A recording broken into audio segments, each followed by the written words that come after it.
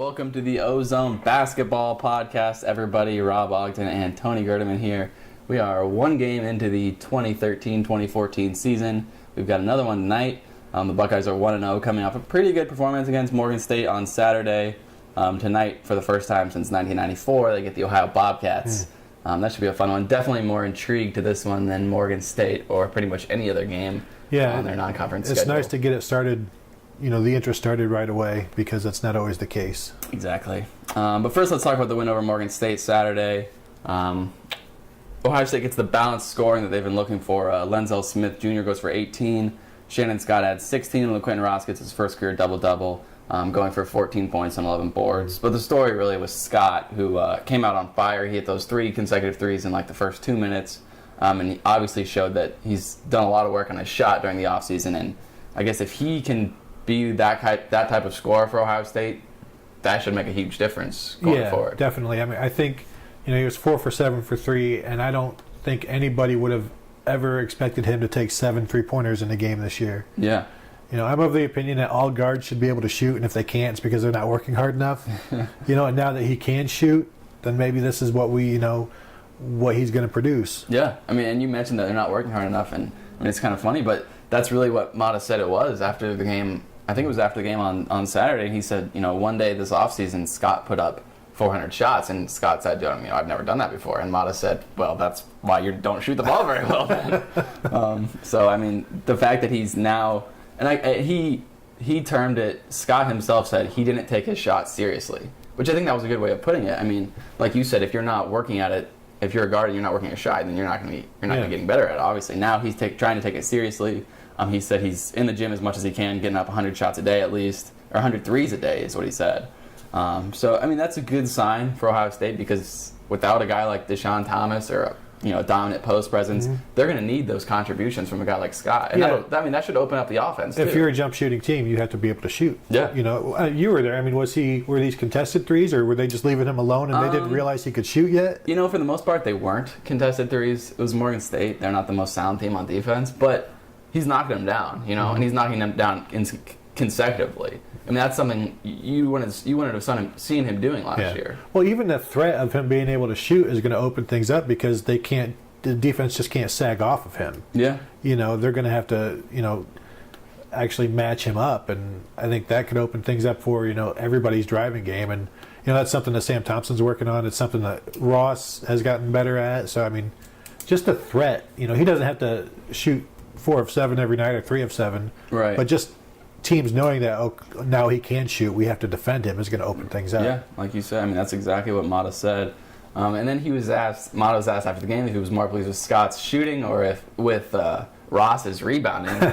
He said both. Yeah. And it's obvious because, I mean, Ross's reputation coming into Ohio State and, for the most part of the past 2 seasons has been he's a scorer, and that's pretty much it. He's not a guy who's going to, be a real tough defender, and he's not going to get you much else. But then he goes out, he leads the team with 11 rebounds.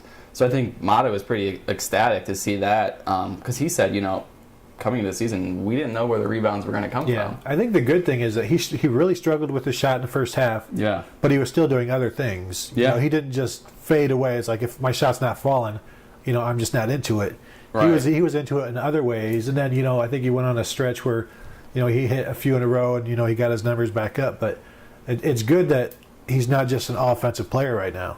Yeah, I think he might have only had 2 points at the half. Or I mean, he was 1 for 7 from the field. Although there was one possession where I swear 3 or 4 of those attempts came on that one possession because he just kept throwing it up and he kept missing and he kept getting his own rebound.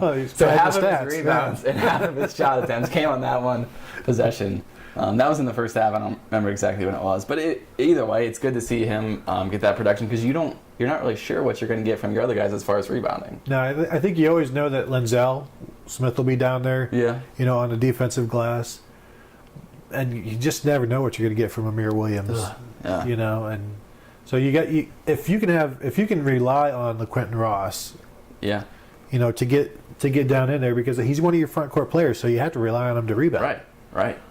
Especially when they go small. Yeah. I mean, because there's times where he's the biggest guy in the court. Yep. I mean, they did that. It was Kraft, Scott. Who was in that at that time? I think De La Valle was in, maybe. Ross and it was either Thompson. It was either Thompson or Smith, I assume. It was either Thompson or Smith. I don't remember, but it was a real small line. And there was no centers, and there was no Mark Loving, the freshman. Mm-hmm. So, I mean, that's something we could see potentially, maybe. I mean, that'd be a fun lineup to watch. Well, and the thing is, when you have 2 point guards like Shannon Scott and Aaron Kraft, I mean, your team is better when they're both out there, and that starts squeezing other people out. Yeah. And to have if your best 5 are going to be out there, is Amir Williams going to be one of those best 5 most of the time? I think Amir Williams is one of the 5 that gives them the best chance to win. But I don't think there's any argument that he's one of their best 5. Right. There's no. It's not I close. guess it would be 2 different. We're looking at 2 different things. Yeah. The best 5. You can't necessarily run with your. I mean, you run with them, but you can't stick with them. Right. The best 5, because you still have to have that defensive presence inside, especially in the Big Ten. I mean, it's what we talk about even in football. If Ohio State put their best 11 on the field, Kenny Guyton would probably be on the field, right, but there's no place for him to play without taking Miller off or whatever. Back to basketball though. Mata got the balance he was looking for. We mentioned that. I mean, they get 18, 16, 14 from Sam Thompson off the bench, and then 10 from Loving, the freshman. What'd you think of Loving? Loving, he shot very poorly in the game against Walsh. He shot fairly poorly again Saturday, but he got opportunities. He got to the line, I think, 5 times. Yeah. Converted 4 of those.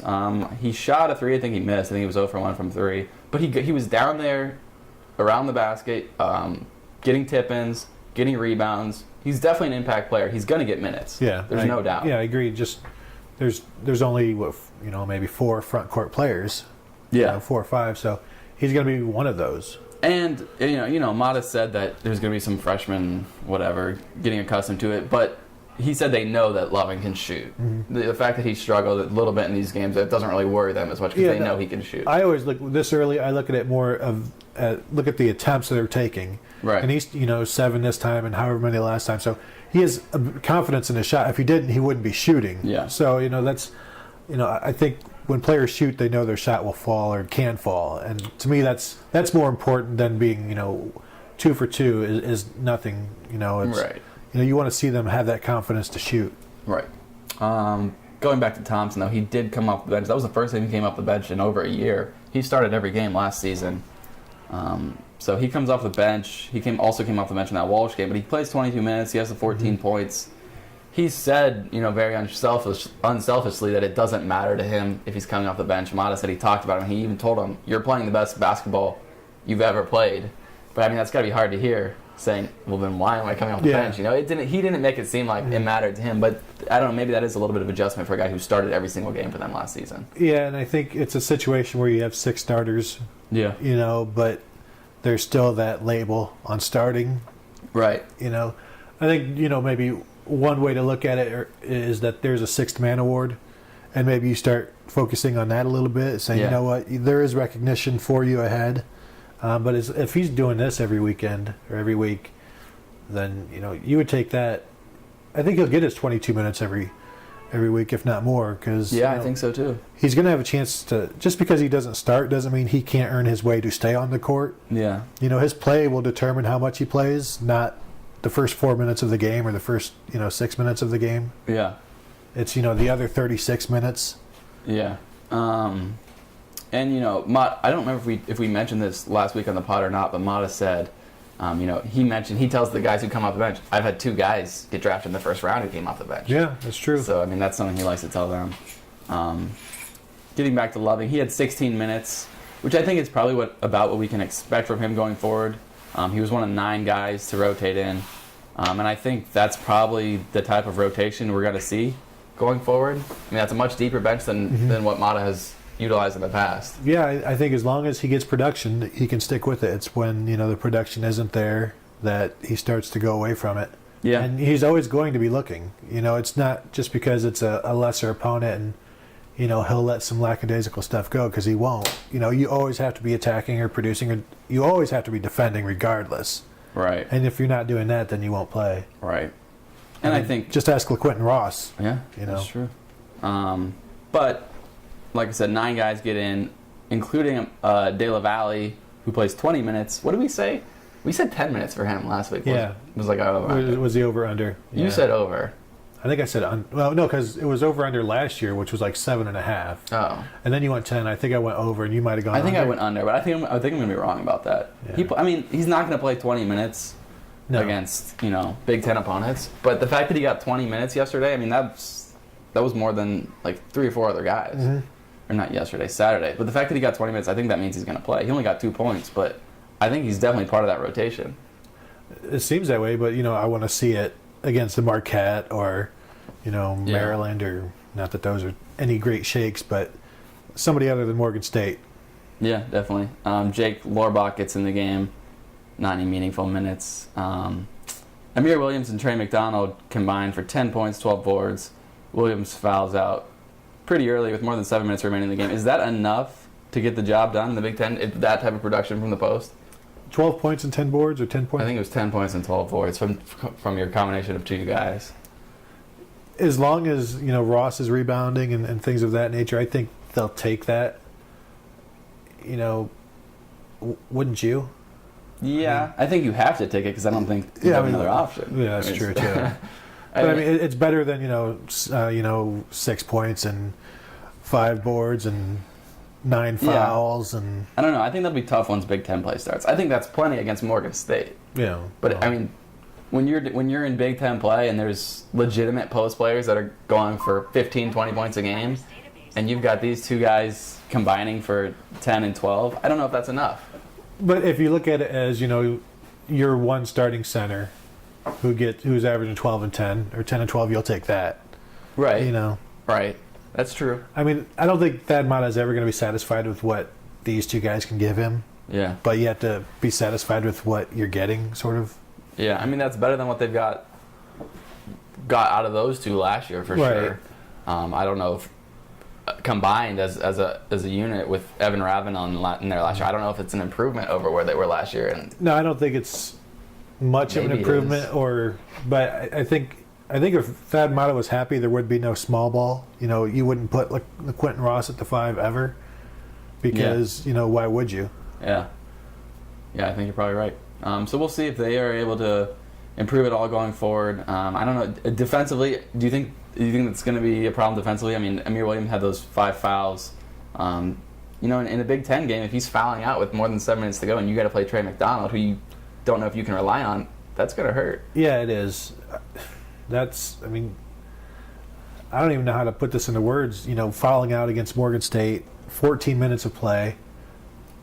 I mean, who does that? Yeah, that's true. He was only in there for 14 minutes.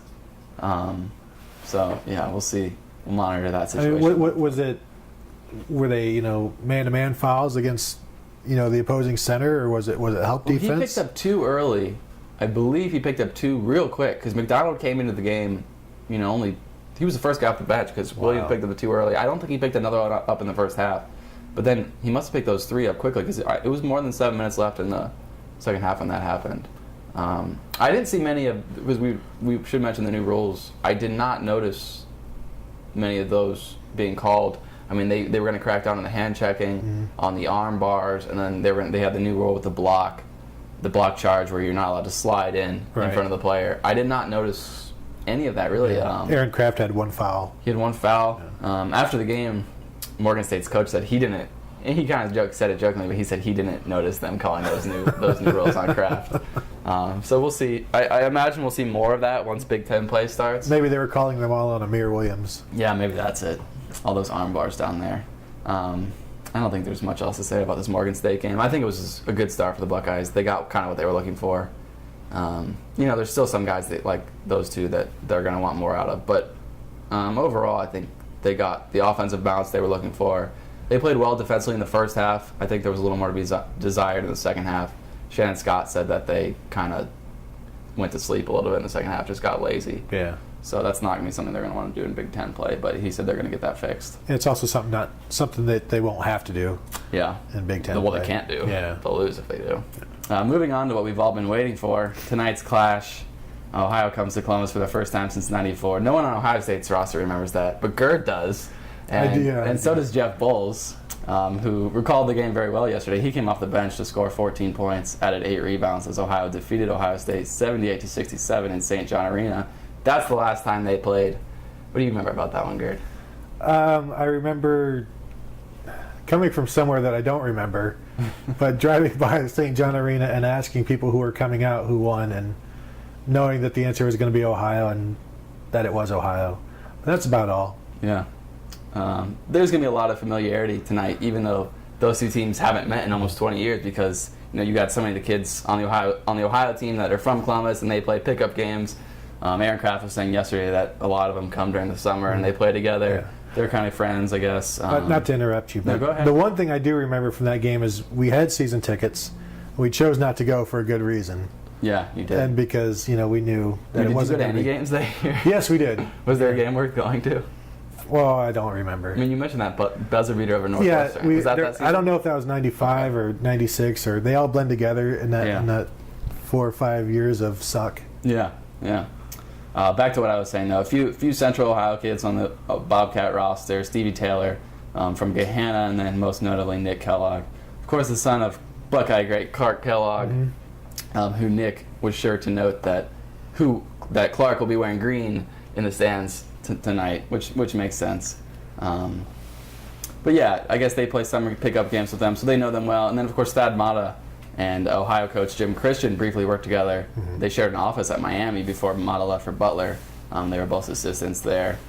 So this will be a fun one, a lot of familiarity. Ohio's an experienced team, a lot of upperclassmen, played in big games, so I don't think they'll be rattled much by the atmosphere at the shot, maybe like a Morgan State would be. Right. But it'll be fun. It'll be a better measuring stick for Ohio State than I think the emotion of the game and the players playing in it will be higher as well, which always brings a better outcome and a better contest, because obviously Morgan State wants to win, but they know they're not going to, whereas this Ohio team thinks that we can. Got a chance. Yeah. And that's the thing Bowles was talking about yesterday is, because he was recalling when he was playing in that game against Ohio State, he said, that was such a great game because I wanted to come to Ohio State. I'm an Ohio kid, but I wasn't good enough. So I came to this game thinking, we can beat them. Like, we were all pumped up, and then, they don't look at it the same way. And so I think Matta told the team, and he said yesterday, that if we don't take this team for real, we can get beat. Yeah, the sad thing is that there were kids who weren't good enough to go to Ohio State at that time. That is sad, right? Yeah. I mean, Bowles might be a heck of a coach. I question what kind of player he was if he couldn't, He was a two-year captain, man. He had 14 points off the bench. I don't know. It'll be fun, though, for sure. I wish they would play these games more. I mean, we haven't seen this since 1994. We have seen Ohio State play games against other in-state teams recently. Miami, Dayton once. Was that the NIT? I don't even remember. I know they played Toledo a few years back as well. Cincinnati a couple times. Come on, that'd be fun, though. Ohio tournament. I think the only people who don't want it seems to be Ohio State. Yeah, that's for sure. I mean, Xavier. There's a lot of good basketball in Ohio. I mean, you think about 2 years ago when Ohio had like 4 teams in the Sweet 16. No, I agree. Man, that'd be a fun tournament every year. And maybe to appease Ohio State, you just have it at maybe nationwide. All those other Ohio teams would gladly agree to that, even traveling to Columbus to play. No, I agree. Yeah, that would be good. That would be good. You get Ohio, Cincinnati, Xavier, Dayton, and that's Ohio State. It'd be good for the hotels downtown. Yeah, even Cleveland State, they can play, and that'd be fun. Why doesn't that happen? That's the type of stuff that they need to schedule, because this schedule that they have now, very little interest. If they had a game like that, if they had a tournament like that, that'd be fun. I mean, other states do that, right? No, yeah, they do. No, you're talking. I mean, this has been said around here forever. All right, we'll try to get Gene Smith on that. Yeah. Okay. But anyway, tonight's game should be fun. Both teams are 1-0. Ohio beat Northern Iowa last Saturday. That's a decent win for them. And I think there's a lot of mutual respect between the teams just because of the familiarity. And like we said, it'll be a good measuring stick for Ohio State. Yeah, we'll find out about Ohio State's 3-point defense. Yeah. Bobcats like to shoot it. And they're good at it.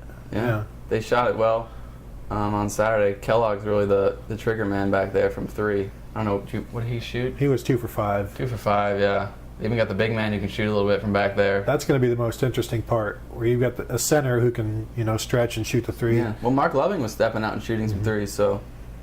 Yeah, but as far as, will Amir Williams be out there? And, he did that a few times last year. He would block a couple of shots, but, then it leaves the middle wide open, and, we'll see. Is there anything you're looking for specifically out of Ohio State for this game, just going up against a semi-legit opponent for the first time this season? I think for me, it's always how well Ohio State shoots, because I think they can beat anybody on their schedule if the shots are falling. It's when they go cold is when they can be beaten by a lot of teams. Yeah. So I think as long as the shots are falling, the 18-footers, the mid-range stuff, when those are falling, then they're tough to beat. If they're not, then it won't take an outstanding performance from Ohio to get the win. No, not if Ohio State's not shooting the ball. Right. And I'd kind of like to see more from Williams and McDonald's from that position, because, they were okay against Morgan State, but Morgan State wasn't, very intimidating down there. Yeah, it might be one way to, if they like to go to Amir Williams early to, maybe get a foul or two on Ohio's big guy, so that he presents less of a matchup problem if he's on the bench. Yeah. All right. Well, this will be a fun one to watch. Hopefully, we get this podcast up in time before the game actually starts. But we'll be back next week, and I think that's all we got for today. So until then, peace out. Definitely, peace out.